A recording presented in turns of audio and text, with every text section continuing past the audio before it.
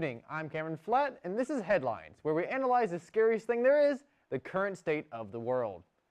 A report out of Maryland brings us news of a flesh-eating bacteria that killed a man in only 4 days.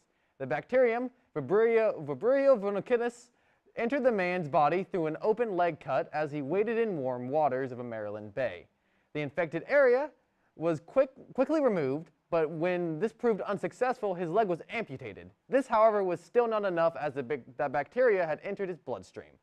While this sounds absolutely horrific, all the leading professionals in the field have agreed that this infection is still less painful than watching a Mizzou Tigers football game. And zing!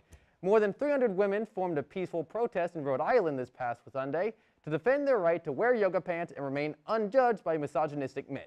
Not only did the event mark the widest protest ever held, but this was also the most people that have ever been in the state of Rhode Island, ever. And you got burned. A Portland citizen got a little too excited for Halloween when he was arrested Monday for obstructing traffic while dressed in a pine tree costume. The man claimed he was merely interested in how people would react. The police should be happy, though, that he wasn't trying to dress up as a tree from California, because then he would have to set himself on fire. And literal burn. On Sunday evening, when responding to an emergency call, paramedics were met by some young rascals who had gotten their holidays mixed up.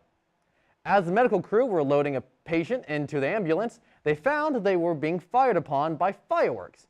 Strangely enough, this did not take place in America, but the United Kingdom. It seems like the good old US of A is finally having an impact on English society, because I can't think of anything more in the spirit of the 4th of July than firing fireworks at actual British government employees.